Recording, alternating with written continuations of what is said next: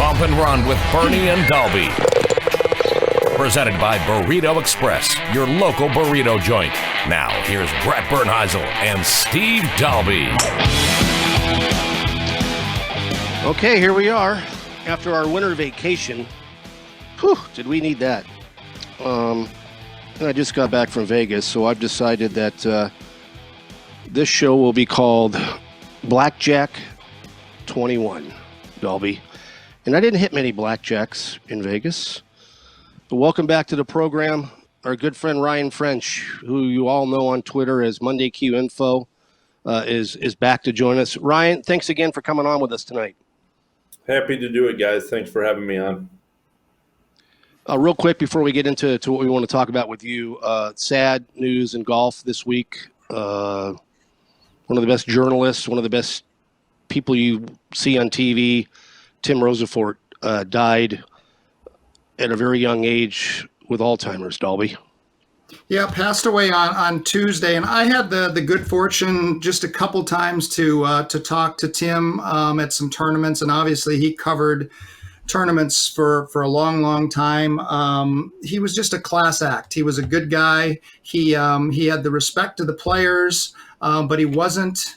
I think because he had that respect, he wasn't afraid to ask a question, and because of the respect the players had for him, they would give him an answer. But he was very fair with how he did things, so much so that just an honored professional. He actually is a lifetime member of the PGA of America. He was given that achievement award, and there's only a few people. I think there's 9. Non-PGA members that actually that they've given this award. President Eisenhower, President Ford, and Tim Rosefort in that company. So just that tells you what kind of a guy he was, and to pass away at 66 years old, obviously was too young to have that happen, and so our thoughts and prayers with his family, and we just want to think good thoughts and keep him in our minds as we start moving into this 2022 season. Yeah, and I really admired him for what he did. He was just a very class act, and it was sad to see, especially at such a young age. All right, Ryan French, Monday Q. You've been on Golf Channel last week with getting interviewed by Shane Bacon, who Dahlby has actually given lessons to. And now you've come to the big spotlight of being on Bump and Run with Bernie and Dahlby. What's happening, my friend? Hey, guys. Thanks again. I appreciate it. Happy to be on. I'm actually down the street from you tonight recording, so it's good to be on. So Monday, you're in Arizona, right? You were here for a week or so? Yeah, so I went to LA and then I went down to San Diego, played the famous Goat Hill Park with Steve Ashworth and Matt Picanso. That was super cool. Mark Baldwin and I played Mark and I played Matt and John Ashworth, and that was awesome just to hear his what he's done with Goat Hill, but also just kind of his journey through golf and his importance in it. So that was super fun. And then, I'm considering a move.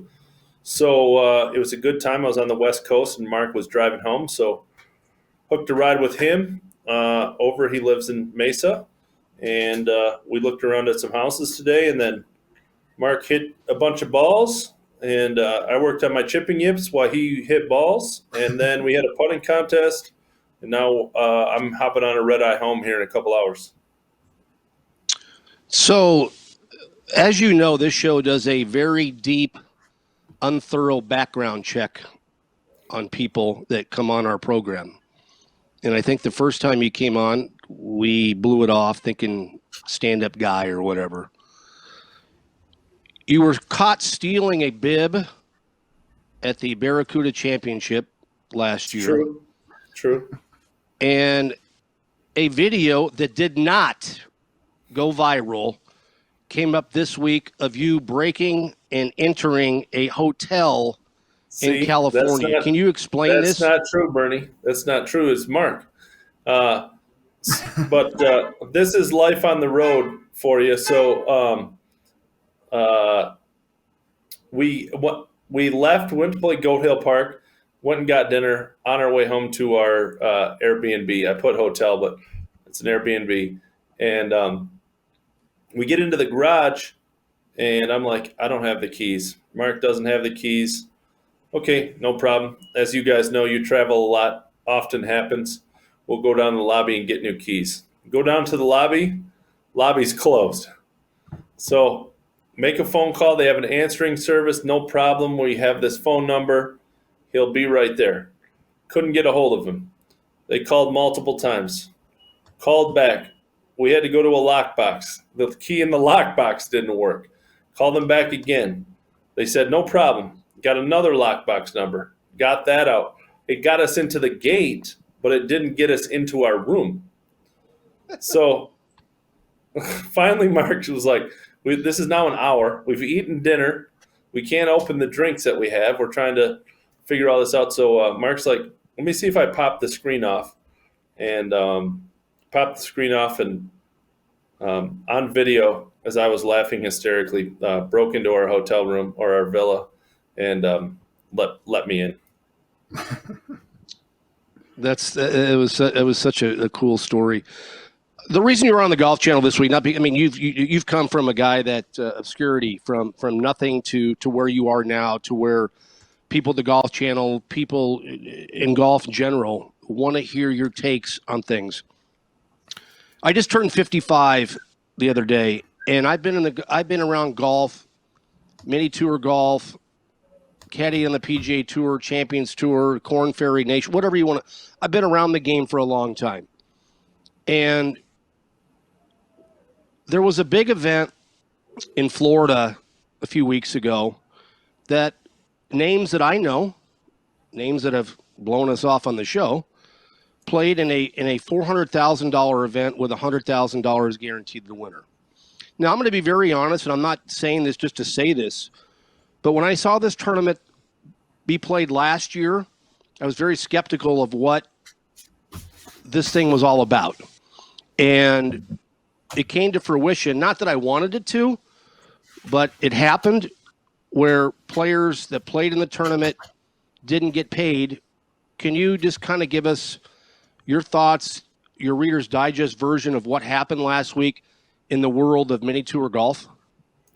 Yeah, I mean, you guys have obviously both been around the game longer than I have, and this unfortunately happens far too often. Mini tour owner said for whatever reason, every 5 to 8 years, this happens. And so kind of on cycle. The Big Money Classic was run last year. I went down there. It was crazy and stuff, but as far as I knew, everybody had been paid. So now that I had done my story, now I've learned that Adam Svensson, who was, at least when I came out here on the patio, was like 6th or 7th in Hawaii, had been paid in installments over a year. And then there was a couple other issues, but they got cleared up. So as far as I knew, everybody had been paid. Come into this one, yes, a lot of rumors. Yes, we were all like you, Bernie, concerned. And yeah, unfortunately, it's come to fruition. So there is a dispute with Square. They're processing Big Money Classics credit card processing platform. They're holding $254,000. Why is kind of a mystery, but for whatever reason they are. And then, in my reporting, they owe a little over $300,000 to 25 players, roughly. They owe roughly $52,000 to Orange County National, the host of the event. They owe $7,500 to the north section of the North Florida PGA section, and then 36 girls signed up and paid full entry fee, and they have not been refunded. So overall, by rough math, you're looking at over $500,000 in bills. And even if this 254 is in the bank, obviously that math everybody can do kind of on their own. Monday, with that math, so the entry fees, the number of players, what should be Was there enough to cover this? Is there money missing, or is there just not enough money, period? Yeah, I mean, Dahlby, those answers I really, don't have the answer to. Obviously, we can all guess, but as far as I know, and I've had a lot of conversations with Dustin, the owner, there is no other money besides the square. So, there's no money as far as I know outside of the 254, and again, that doesn't begin to kind of pay the bills that are owed. Let me ask you this question. So last year when Svensson won, and it took him, what'd you say, 12, 13 installments to get paid his money. Why wasn't there a red flag at that point? Did Svensson not say anything to anybody? I mean, go ahead. Yeah, I asked Adam through somebody, so I did not talk directly to him. But the person I had last year said he had been paid. So again, I don't know if that was part of the deal because he was paid interest on top of the $100,000. So I don't know if the deal was interest and the $100,000, and he says that he would be paid. So as far as I knew, he had been paid. There was one other issue where an account number was wrong to the second place finisher. He eventually got paid after about the end of January, so it took him about a month to get paid. In between the number being wrong and him being paid, he was offered to delay that payment for a year in exchange for free entry fee into the next year. I just learned that as I was doing this story. So, at the end of January of this year, of the first event, so 30 days after the first event, my understanding was that everybody had been paid. So I'm still kind of thinking about this math Monday. So how many players, and what was the entry fee? Yeah, so the entry was $27.99. There was so $190. Yeah, $27.99 was the entry fee. There was 199 players. There were some exemptions in there, so how many I'm not sure. Okay. And then there was some amateurs, but not very many. So yeah, I mean, there's no doubt because if there was 175 players paid. So we take away some of the exemptions or whatever. That's 490,000. That would just be on the men's side, right? Correct. So there's money that is somewhere that's not in this square account, obviously. Now, correct me if I'm wrong. So let's just say you and I are running a mini tour event, and we're going to try to have a $50,000 first place. Isn't it typical that it is on the entry fee, it says $50,000 first place based on full field and so forth? Is that not correct? And if so, was this on this entry? Yeah, so to kind of go back to last year, I mean, this whole story is so deep in so many things. So State Kings was and the Big Money Classic were in negotiations about title sponsorship. Big Money Classic thinks that they had an agreement. State Kings, this is all coming out in the last week also. State Kings has made it pretty clear on their behalf on their thought is that there was not ever a deal. There's never been a signed deal. So he then, when the State Kings, when he thought Dustin from the Big Money Classic thought that State Kings was coming on, he guaranteed the purse. So he guaranteed the $400,000 purse, and same with this year, it was guaranteed. So this guy Dustin, and I've heard you talk about him, and like you said, Dahlby and I have been around many more moons than you have, and we've seen tours succeed. We've seen tours that have gone to shit and things like that. So the players that haven't been paid, I mean, are we talking about like fraud? Are we talking about like internal investigations by the FBI or thing. I mean, what is this guy? I mean, he can declare bankruptcy tomorrow. I get it. I understand that stuff. I've never done it, thank God. But what is he responsible for? I mean, are the two guys that finished 1-2, Lovelady, and I forget the other guy's name, and I'm sorry about that. MJ McGuire. That split the purse. MJ McGuire, thank you, and that split the purse, and then they played one hole for $5,000 or whatever. Do they have legal action? Are they ever going to get paid any of this? I mean, I'm not sure they're going to get paid because, it's not the authorities' problem to, find the money. I've talked to numerous players that haven't been paid, and they have reached out to law enforcement. So where it goes from here, I'm not sure. And like you, Bernie and Dahlby, I don't know the law. I mean, I don't know the law, so I don't know what constitutes fraud, and I don't know what he has to prove he paid. And I'm with you. I assume he can declare bankruptcy tomorrow, but I don't know along the way if any laws were broken. I can't really speak to it. But at the end of the day, the players haven't got their money. Doesn't look like they're going to get every dollar. At the best, they might get 30, 40%. The girls' money, they never played a tournament, and their money hasn't been refunded.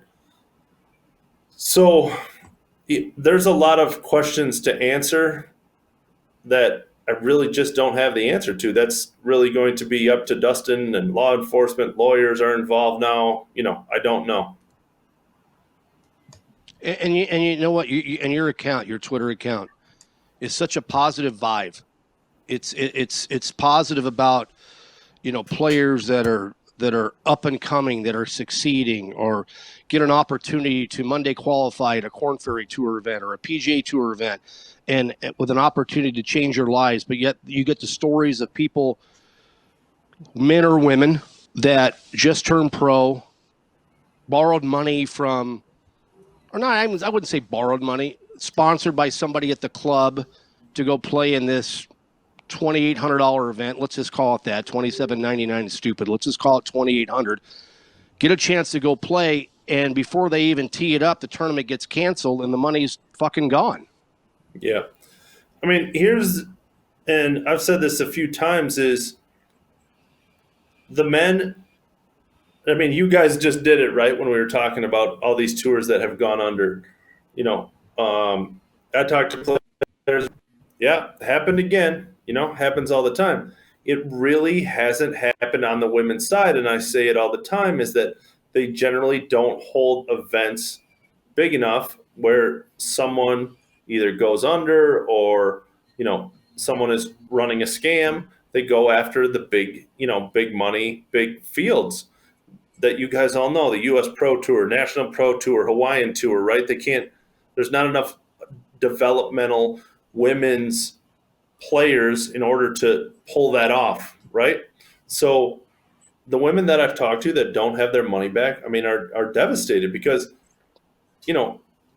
there's enough players from all these men's tours that have gotten their, money taken from them, that those conversations still happen every once in a while on tees. So those stories continue, right? Like Mark was ripped off $10,000 from the U.S. Pro Tour. And even before all this happened, he would tell that story, right? So it's kind of always in the men's game on the developmental side. There's just not women's tours that this happened to, and the women are devastated. I mean, I've talked to girls on the phone that are like, what do you mean my money's, not being refunded? And I was like, I'm sorry, I don't know what to say. I mean, just devastated. And you brought up the young woman that, turned pro last week, and this was going to be her debut. And she went to members at her club, and they raised money, and they paid for her entry fee, and now it's not coming back. Now, hopefully those people see that this young woman wasn't at fault and,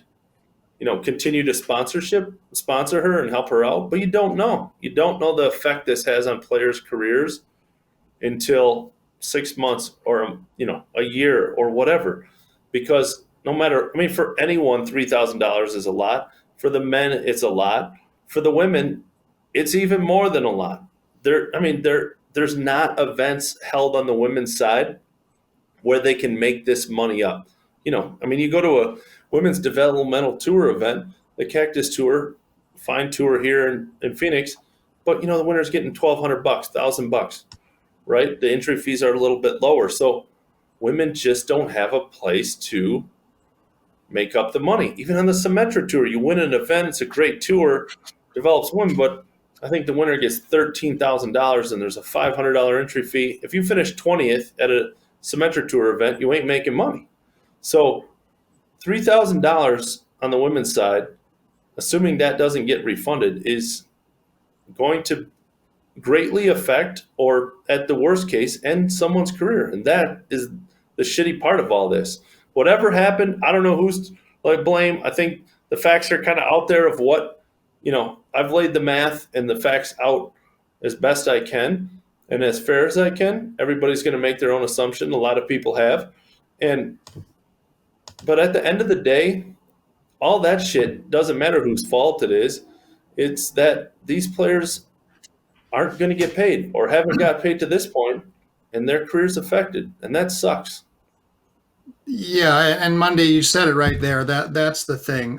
You've got these players that don't have a spot right now. They don't have status, and they're either younger players that are working towards getting status, or there's somebody that maybe has lost their status, and it is sad. And I think, unfortunately, for this situation, I don't see how anybody's going to get their money. I think this is going to be just one of those that this is the 8-year cycle that it just got shitty, and I feel bad for everybody in it.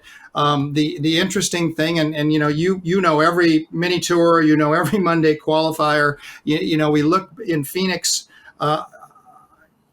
In the early 2000s, the Gateway Tour was here, and Chris Stutz, who was an All-American at ASU, started the tour with the idea that you have, giving people a place to play. And you go back, and he had a lot of help. There was a time where Grey Goose sponsored the tour. But I'm just looking, in 2008, the leading money winner was Jesse Mueller. Jesse's runs the GCU golf course here in town. They play a lot of events at GCU, and probably because he's played this, he wants those guys out there. He made $171,000 in 2008 playing the Gateway Tour. The next year it was Charlie Belgian. He made close to $160,000. My question Monday to you is, for a young player who doesn't have status, or someone that's had trouble with their game, what, in your opinion, is the best way to approach things from a standpoint? Do you play mini tours? Do you play in Mondays? Do you go try to play in some of the state opens and do you mix it up, or do you stick with one? I mean, for a while, it was just nice to be able to play the Gateway Tour and you could make money. It doesn't seem like right now there's too many tours that offer that. Yeah, I think, it's a long-winded, cut me off when I get too boring. But, I get this phone call a lot, and I think it's all up to the level of the player because, I've had a couple of Division II players call me and said, hey, I got a good college career. And my advice is, A, that money ends most players' career. There's plenty of talented players that, given the time and resources, they probably could have made it. But they ran out of money, and they didn't have access to money at the club or whatever, and they're working an office job now. Money stops, as you guys know, the most players. So my first advice is, don't feel pressure to do the things that you're supposed to do. If you're not ready for fucking Q school, don't spend $6,000 to go to Q school. Takes $6,000, pays you, it's about $250 to play in a West Florida event. So $6,000 pays you 24 West Florida events. That's going to be way better for your career than going to Q school, shooting 8 under and missing by 4. It's good, if you're not ready, don't go. That's my first advice. And second advice is, if you're not an established player in college, go figure out if you can play out here. And that doesn't mean you're not going to go get your teeth kinked in at your first West Florida event, no matter how good you are. You probably are. But like as a trial basis, go to, the West Florida is a great 1 and 2 day tournament. They have good players in their field. If you play 15 events and you can't crack an egg, you might think about doing something else. And then, or if you're doing something and you have the money, okay, let's go play some all pro tour events, 4-day events, travel, all those kind of things. Just kind of work your way up. Ed Lohr says it best. If your schedule is to chase Mondays, you best have a backup plan. And that's the big thing. A follower of mine who's a reporter asked the question to Brooks Koepka, and he said, the best players in the world might get through 4 or 5 Mondays in a year if they had to play every single one. He said, it's good for you to go figure out how to travel and deal with all the shit that comes on the road and those kind of things. So Mondays are no way, even if you have excess, no financial worries, just from a mental standpoint, it's hard to get your brains kicked in a lot, which, as you guys know, happens a lot on Mondays. And you talk about the Mondays, and that's how you created the site where you're at now, and kudos to you, and I think Dahlby agrees too. You've taken something that I think I'm pretty smart, street smart, not book smart. You took something that nobody knew about and brought it to a level now to where people follow you because this is interesting stuff. And it didn't used to be. I remember, back when I caddied on tour, we had to Monday qualify in Tucson or Cincinnati in the Champions Tour. Nobody fucking cared about that stuff, but people care about it now.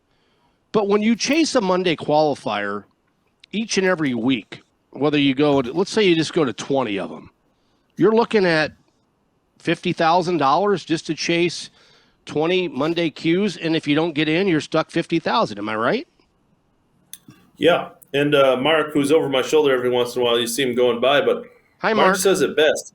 If you don't have any sponsorships, and as you guys know, most of these guys don't, once you Monday qualify, that's when the real expenses start.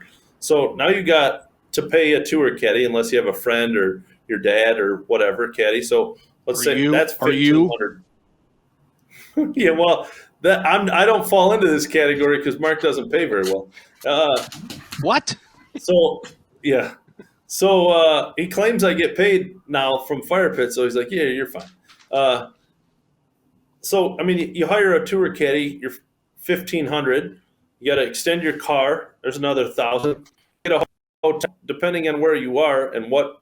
It's a bad time at the Honda Classic to try to get a hotel. 2 years ago, Drew Nesbitt Monday qualified and called me, sent me a message and said, "Hey Ryan, the Red Roof Inn is $229 a night. I can't afford this hotel." What? Yeah. So, so now let's just say it's $100 a night to be generous. Then you got food. So now you've spent $1,500 to get to the Monday qualifier. Now you've successfully Monday qualified. Now you're looking at $4,000, and you missed the cut. That's a $5,000 week, and I hopefully talk about that a little, but I talk about the great side of Monday qualifying. There is a downside. All the Monday qualifiers in Hawaii missed the cut. They're out even more money because you guys know how expensive it is to fly out there. So they're out $5,000, $5,500, $6,000, depending on obviously who they had caddy, if they paid a tour caddy and those kind of things. So it's it ain't for the faint of heart.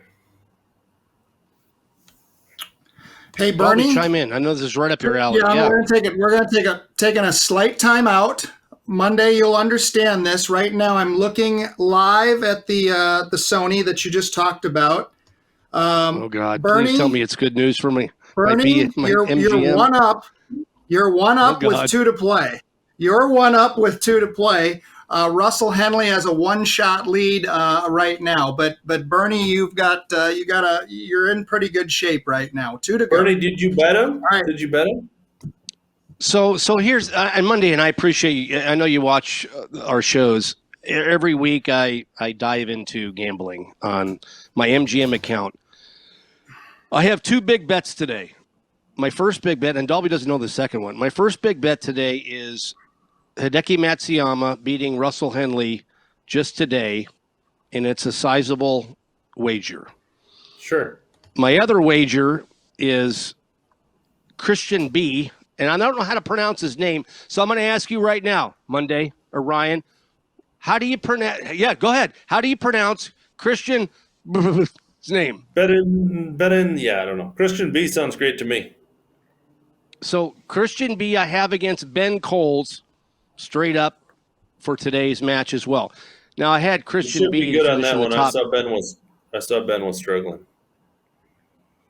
Who? Oh, Ben Colt. No, Al, it was coming down to the. He almost made a hole in one on 17 before we started the show. So it was one shot going to the last hole. And maybe Dahlby can give us an update. And this is what this show's all about. This show, who knows where this show's going to go? We could get shit-faced drunk. We could talk about live golf. We could talk about football. That's the thing that makes this show very interesting, Monday Q. And that's why it's different than being live on the Golf Channel with Shane Bacon and having to listen. Did you get nervous doing that show? Yeah, I mean, for sure.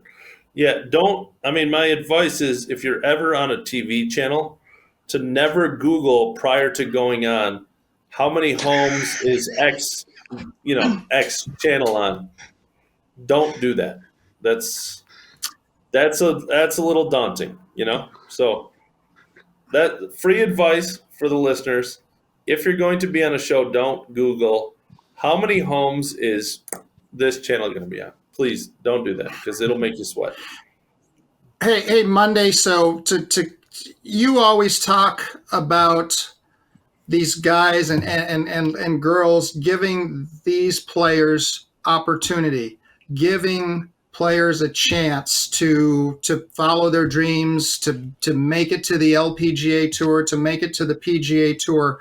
I was thinking a little bit, if you were on the player, or if you were an advisor to the player advisory committee, or you were the commissioner, would you change the number of exempt players each year from 125 to something, so changing the FedEx Cup basically, to allow more players from the Korn Ferry to move up? And if you did that, you're also allowing more players from Korn Ferry qualifying school to move to the Korn Ferry. Have you been given that question before?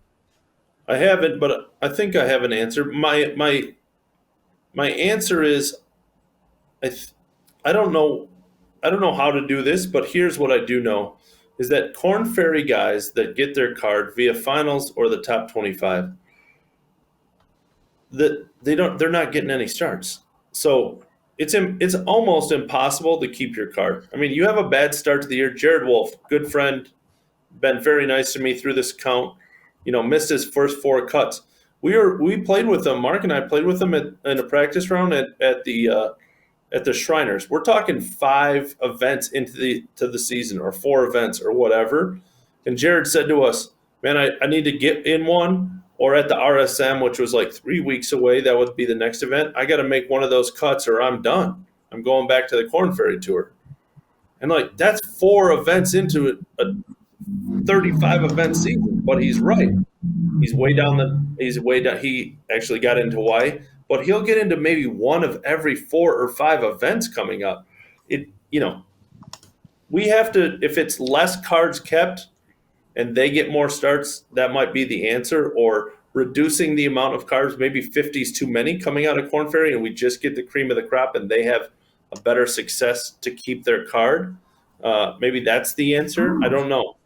Oh, okay. So let's stop right there. And I think I'm going to agree with you on this. So I've always been, when I caddied on tour, we went to Palm Springs. We went to, Orlando, and 50 guys got their cards, and you're right. It's all pecking order, and everybody that listens to this show or watches this show, and thank you very much for doing that. it's a pecking order from 1 to 220, whatever it might be. And if 1 to 50 doesn't commit or whatever, then you look at the second, the altered field events, and you see a lot of guys, like you said, from the Corn Ferry Tour that get in those events. And that's a bigger life-changing moment for them, because now you're in Puerto Rico or you're at the Barracuda or you're wherever, and now you have to get as many points as you can. I'm okay with 125. I really am. I just don't. I think what you just said, I think 25 guys from the Corn Ferry Tour should get their card. Just my opinion. I don't know how you base it off, 15, 10, 25 on this or whatever. But I like the fact that the Corn Ferry Tour has a year-long point system that you have to prove yourself. And I think that's better off than having a one-time, you get through first stage, you get through second stage, you end up at Palm Springs and you get your card. And then a lot of those guys you'd never hear of again. Yeah. Agree, disagree? I agree. I mean, I loved the storylines of Q School when it was the PGA Tour. I miss that.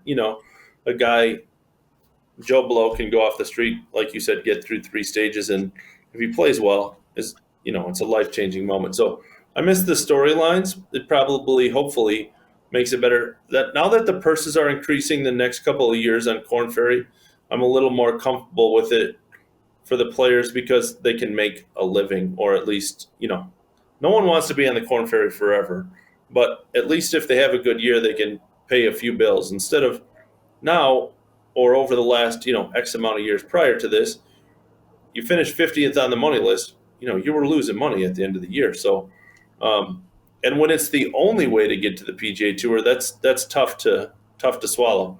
But they're increasing purses.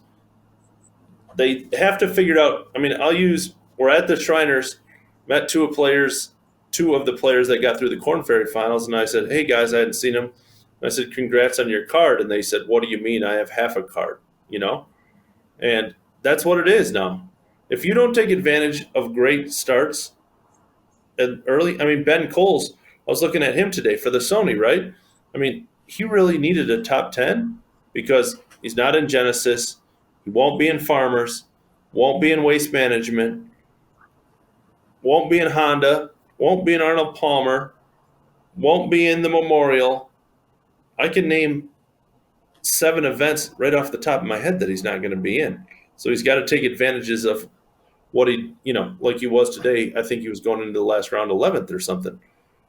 And I think you guys can speak even better because you've been in there, you've been in positions with these players, is that puts a lot of pressure on Ben Coles today, right?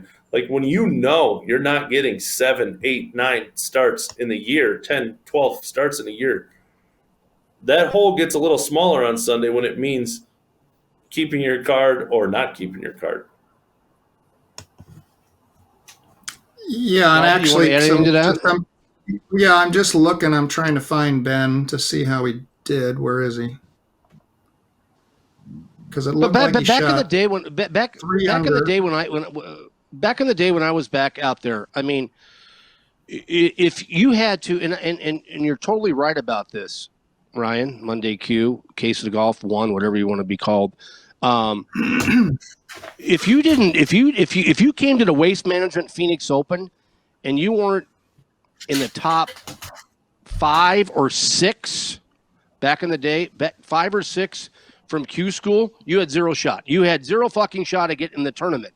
Now it's become a little bit easier, but when you go through a Corn Ferry Tour and then a Corn Ferry qualifier, and I'm okay with the qualifier, I guess, because guys that finish 126 to 200 should have an opportunity to maybe keep some kind of status, whether it's on the Nationwide or the Corn Ferry or the regular tour. But back in the day, you were 5 or 6 at Waste Management, you weren't getting in this thing.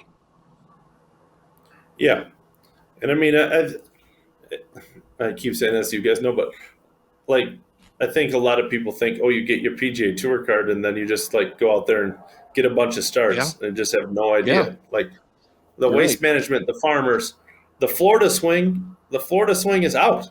I mean, you're not going to get into any events. The Honda's back in its normal spot, not getting there, not getting to the Players. not getting into Arnold Palmer. All those almost the entire Corn Ferry group is going to get into none of those events. And that's just the ones off the top of my head, like I'm not really even thinking about it. Memorial, Genesis, the list goes on and on. So, Colonial. That makes, Colonial. I mean, it just puts so much pressure. I've had a conversation with these guys. So now that the event starts, their PGA Tour season starts the week after Corn Ferry Finals. You're talking these guys played 3 weeks in a row, okay, grinding their tail off to get their PGA Tour card. And now one of the most important events of their year is the following day. You fly out, that Monday. You get your card on Sunday, and you fly out on Monday to the event to start the week. I've talked to players who are like, if I'm solid in position a week before the last Corn Ferry Finals, I might skip it because that first week is so important. You make a cut, then you get in the reshuffle, and then you're all good. Hey, real quick. So you look at Cole. Hold on, Dahlby, hang on. Go ahead. He shut me down. No, you're good. Go ahead. I shut you down. So Cole shut me down. He shot one under today. Yeah. He shot 100 today, which isn't good on that golf course, but he goes from 191st to 165 on the FedEx projected. He is in the field next week at American Express. He's going to get in the field at San Diego, I would think, right? 156 there. But I mean, the pressure is now. It's based on today, and today went okay, but not great. And then next week and the week after. But Bernie, you said 126 or worse, they deserve a chance to get back. If we're going to only have, if we're going to go the other way Monday, and you say, well, let's have less players go up from the Corn Ferry, should we have a Corn Ferry finals, or should we just have that year put players out and then 126 and worse go back to the Corn Ferry for a year?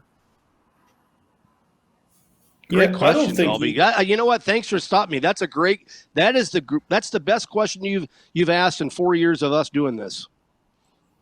So I think that, I mean, again, I like the fact that, it's either make or break. So I'd be okay with that. I just think, and maybe the 126 to 150 can stay in that 126 to 150 that they generally are anyway. So, I like that. I think if your only way to get your tour card is through the Corn Ferry, obviously you can do it through qualifiers, but like that, there you go, Bernie.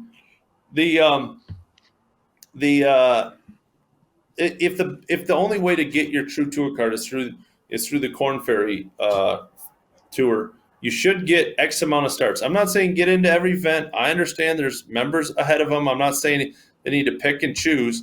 Let's get down to a number where these guys get a fair shot to, keep their PGA Tour card. I mean, again, I know there's a lot of play better people out there, but Jared Wolf's played 5 or 6 PGA Tour events. He's missed the cut, okay?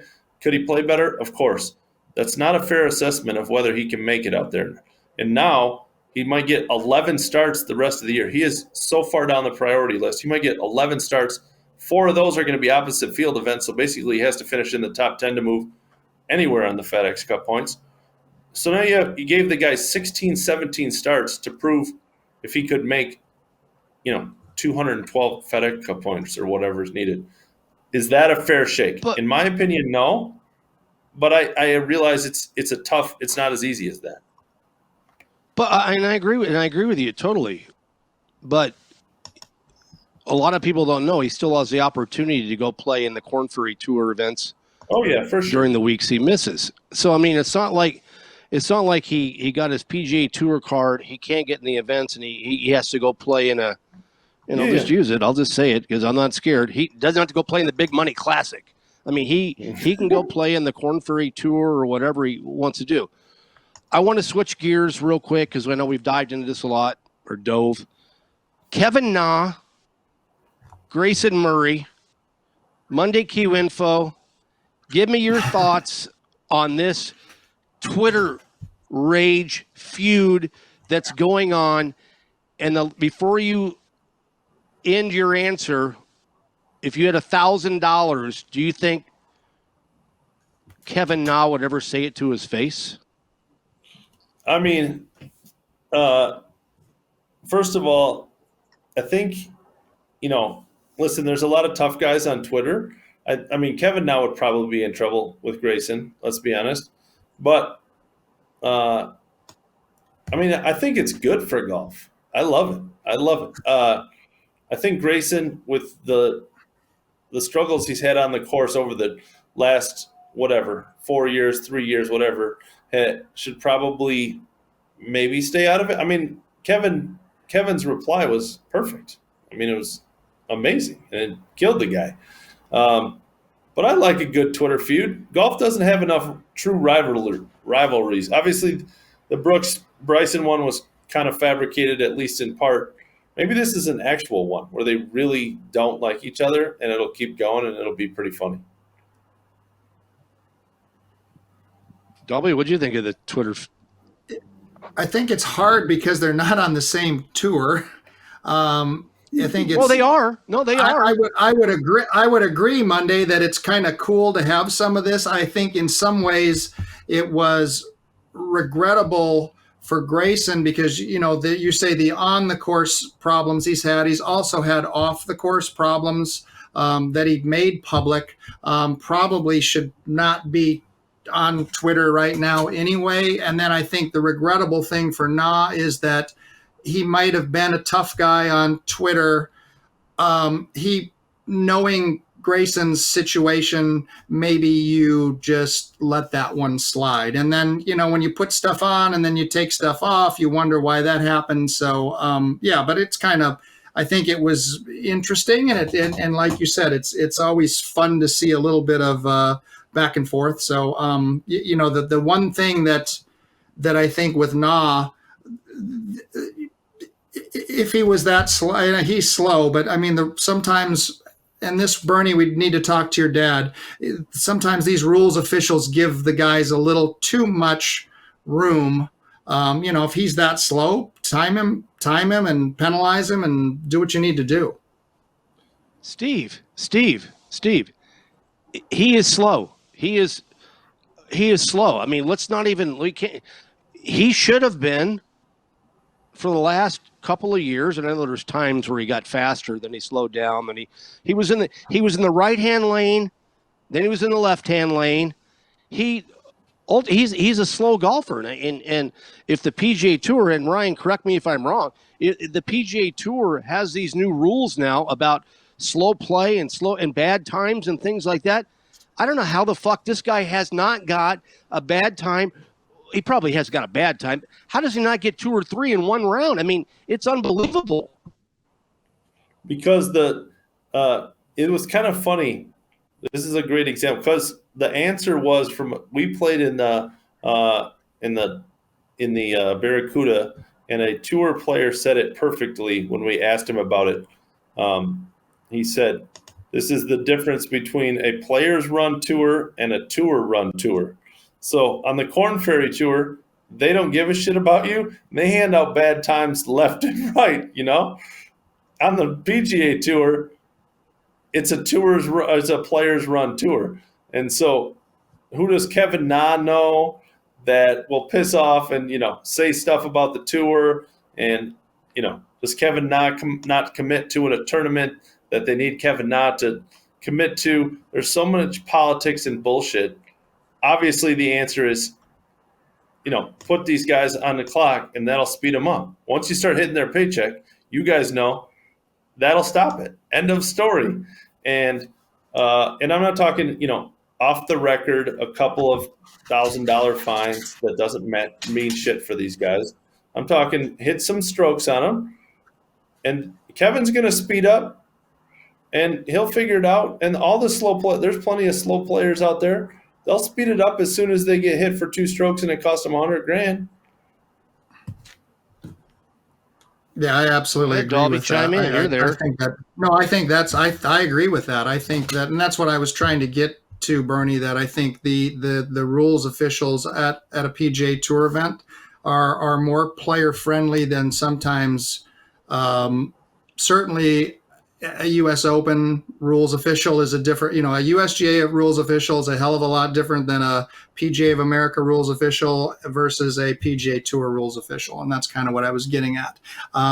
As we're looking here live, Henley's had to lay up on 18. Matsuyama's on the green in 2 with the 54-foot putt for eagle. So things are still looking good, but what we're looking at, I think we're looking at playoff here, possibly if Henley doesn't hit a good wedge shot into 18. Hey Ryan, what you do for high school golf, what you do for juniors is a huge thing, and I appreciate it because I came from the early 70s, 80s, or whatever. And, thank God my dad was a golf professional. I was privileged to have golf balls, clubs that I broke, clubs that got fixed, things like that. But what you're trying to accomplish, and if you can explain it to our viewers and listeners, what are you and your crew trying to accomplish as far as helping everybody out? Yeah. As my account grew, guys, I just think that it's very important that I use it for good. At the end of the day, now that I turn this, it took a while, but after I turn this into a job, I get paid to write and tweet about golf, and that's pretty ridiculous. I need to give back to a game that's very important to me, and that became more and more important as my account grew. So I was doing little side things to help, and obviously I just mediated. My amazing followers have and fans have done that. So I've just mediated.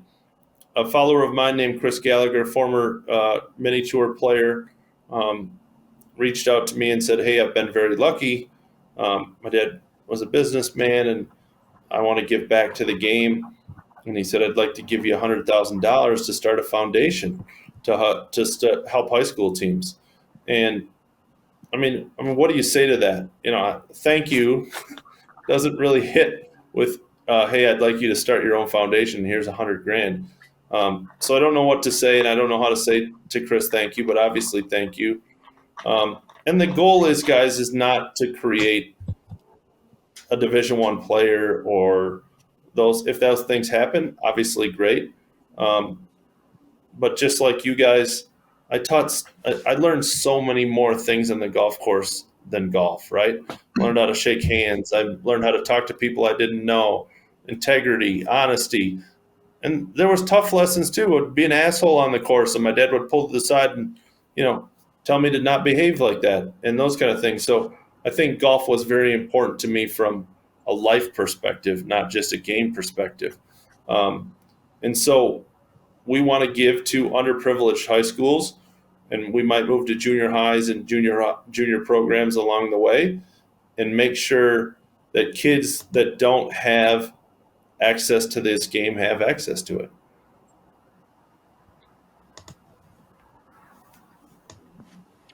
It's unbelievable. And I'll tell you, and you haven't seen my bunker here in a long time, and I've got what do I got back here? I got my favorite player of all time, Payne Stewart, right there, who has the Payne Stewart Foundation, who I donate to every year. And Dahlby teaches kids at Saguaro High School. He besides teaching. Yeah, go ahead. You can't see it. No, yeah, there you go. And more. Keep going. Jesus Christ, are you that bad at this? You're going the wrong way.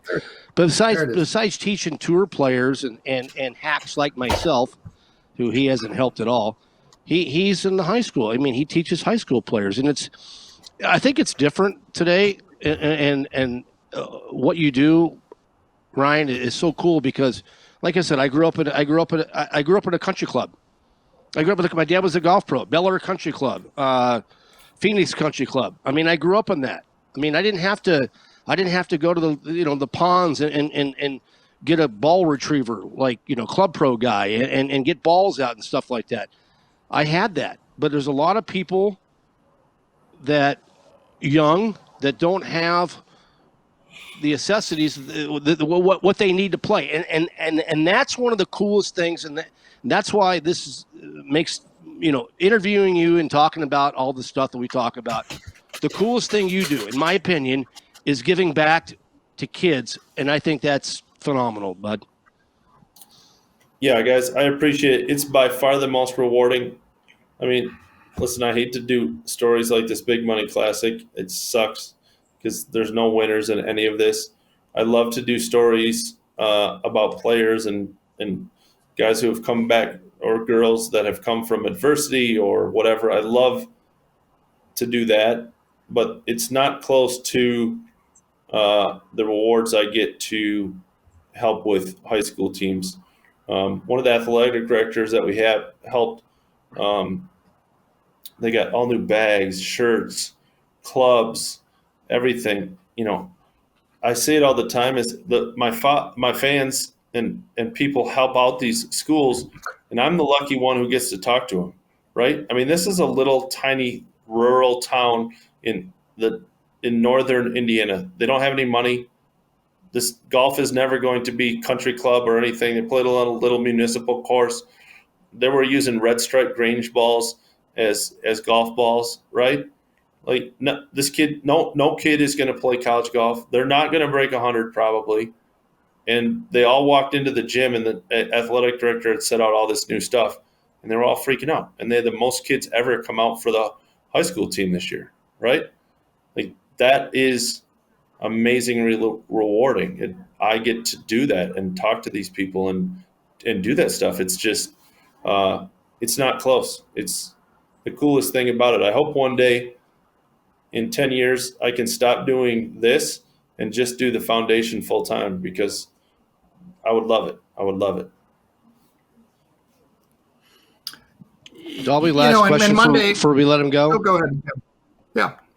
No, go ahead. No, ask him. No, so I was just going to say that so I coach a high school boys team Monday, Saguaro High School in Scottsdale, and we do a little bit of help. We try to help the girls program a little bit. The girls program and the boys program are not in the same position right now. The boys program's doing pretty well. There was a girl this year. There were 3 freshman girls, and I teach one of the girls, newer player. 2 other girls came out. The one girl, and this is the story. The one girl, left-hander, didn't have golf clubs, went to I think 2 or 3 Goodwill stores to find golf clubs, and I looked at them, and she's got a wood and a 2-iron. They're left-handed. I was able to have a member at Phoenix Country Club who was a lefty donate a set of clubs, and it's the same thing you said.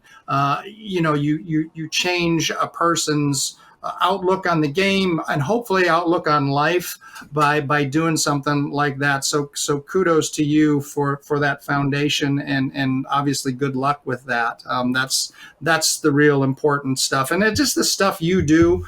That I didn't know about, but the promotion or the promotions that you do with letting us all know of these stories of these players that are trying to fulfill their dreams. It's pretty cool work that you do. Thanks, guys. Yeah, thank you. I'm very lucky. Quickly, Dahlby, on a quick side note, if that young lady needs some other stuff, just shoot me a message. Bernie has my cell phone, so obviously just thank you. pass along. I'm happy to help her out, or the foundation is. So.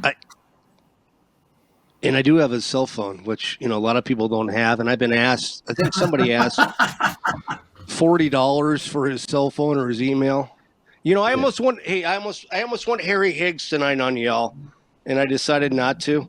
Hey, Ryan, seriously, thanks for coming on the show. Thanks for everything you do. Keep being yourself. Keep bringing positive vibes to the game of golf. I know this article about Big Money Classic sucked, but on the other side, all the other stuff that you bring up, whether it's the Asian tour, or the kid, the kid that's 14 that had a chance to win. I mean, that stuff, that's the stuff that people don't know about. people don't know about mini tour golf or Asian tour or even the European tour. Keep doing what you're doing, but don't change. Never change who you are. And maybe in the next few weeks, maybe we'll meet up at a bar and maybe you and I will. Hell, I'm have a looking at fantasy houses. together, Maybe my we'll friend. be neighbors. Yeah, maybe we'll be neighbors, Bernie. Ellie, we're moving. Hey, Bernie. Thanks, buddy. I appreciate Bernie? it. Yeah, go ahead, Dom. Thanks, guys. Bernie, I love you. and if you go to the bar, you're buying because you won your second little match here. Now they're going to a playoff. Henley had 10 feet on the last hole to win the golf tournament, and he missed. So playoff in Hawaii, but you are buying the drinks when and I'm going to come along for that one. You know what? I have no problem with that, guys. Hey, Monday, thanks. Dahlby, thanks. Hey, show 21's done. Took a little longer. Hope Chris Schubert, the owner of the program, is okay with that. But we'll see you next week on show 22. This has been Bump and Run, sponsored by our friends at Burrito Express, your local burrito joint. Thanks, guys. Hit them straight, everybody.